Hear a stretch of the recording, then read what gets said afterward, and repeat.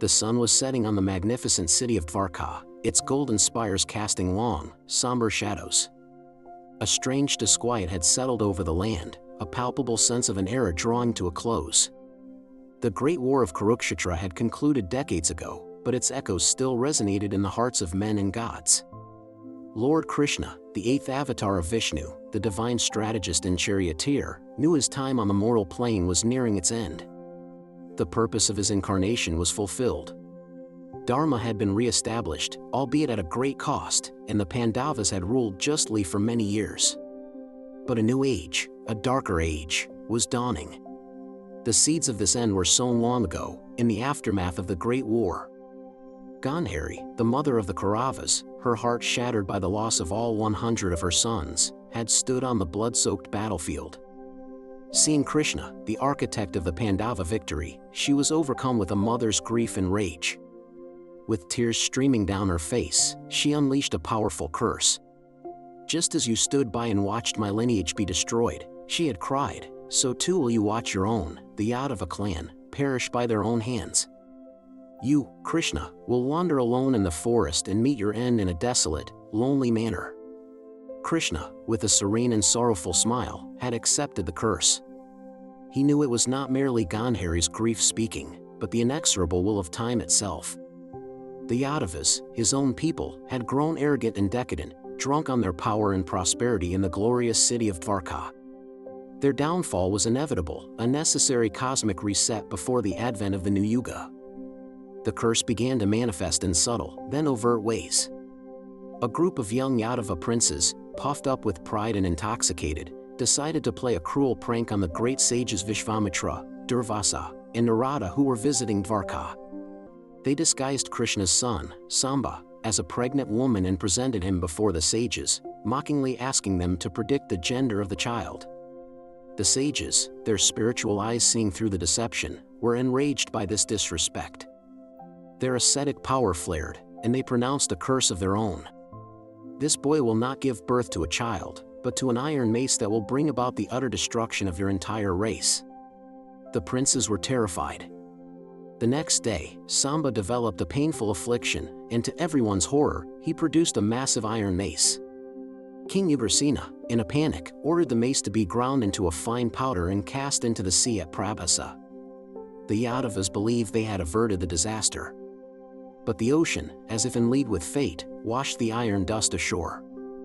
From this dust grew a peculiar and menacing crop of sharp, blade-like reeds along the coastline.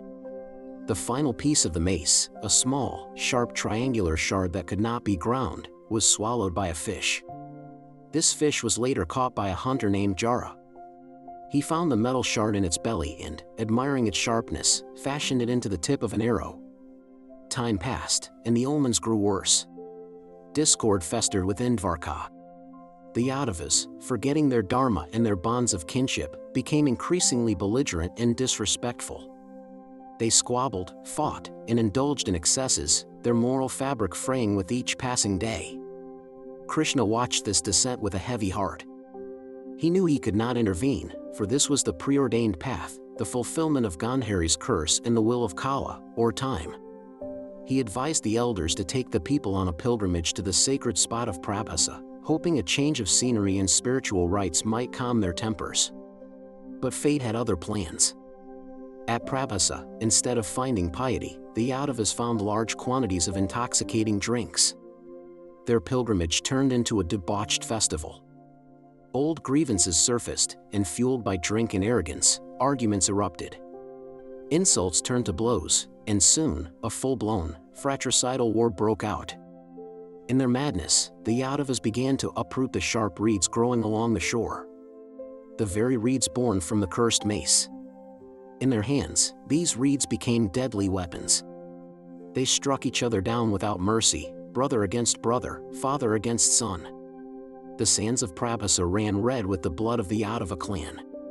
Krishna and his elder brother, Balrama, watched in profound sorrow as their lineage destroyed itself, fulfilling the curse to the letter. Balrama, the incarnation of the great serpent Shisha, could bear the sight no longer. He sat down in a meditative posture, and his soul, in the form of a magnificent white serpent, departed from his mouth and returned to the celestial ocean. Krishna was now truly alone. He had witnessed the end of his entire family, the destruction of the people he was born to protect. The purpose of his life was complete, the final act of the divine play concluded. With a heart heavy with the weight of the world, Krishna retreated into the nearby forest.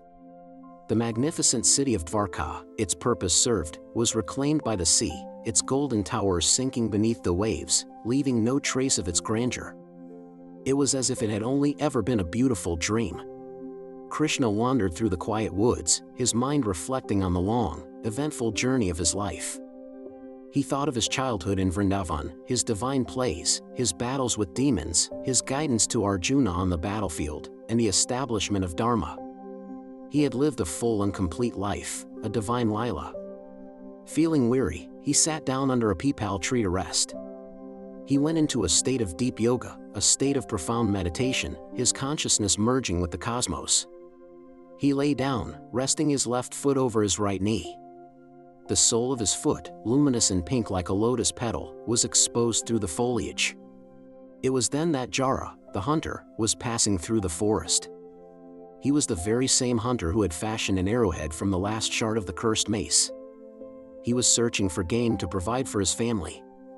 From a distance, through the dense bushes, he caught a glimpse of movement and a flash of what he mistook for the ear of a deer.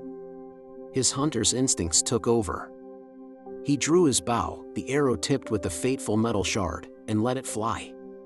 The arrow flew true, striking Krishna's foot, the only part of his divine body that was vulnerable. A sharp cry of pain echoed through the silent forest. Jara, eager to see his prize, rushed forward. But when he parted the bushes, his heart stopped. Instead of a deer, he saw a divine being, clad in yellow silks, with 4 arms, lying on the ground, an arrow piercing his foot. He immediately recognized the divine form of Lord Krishna. Horror and overwhelming guilt washed over him. He fell at Krishna's feet, weeping and begging for forgiveness for his terrible, unintentional act. "What have I done? O Lord, I am the greatest of sinners. Please punish me for this heinous crime," he cried. Krishna opened his eyes and looked at the terrified hunter with infinite compassion. There was no anger, no pain, only a gentle, reassuring smile on his divine face. "Do not grieve, Jara," he said, his voice calm and soothing. "You have done nothing wrong.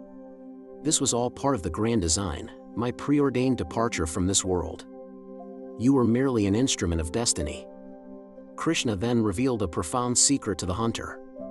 "In a previous life, during the Treta Yuga, I was Rama, and you were the Monkey King, Vali. I struck you down from behind a tree, an act that was necessary but seemingly unjust. You have now been given the chance to return the favor, and thus, the cosmic balance is restored. Your act has not been a sin, but a fulfillment of Dharma. Go in peace, for you are absolved, and for this act, you will attain heaven."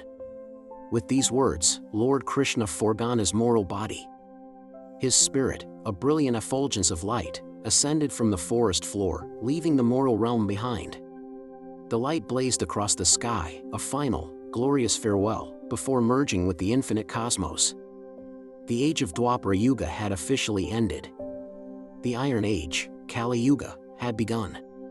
The departure of Krishna marked not just the end of a divine life, but the closing of an entire chapter in the cosmic history of the universe, a poignant reminder that even gods must adhere to the laws of time and karma.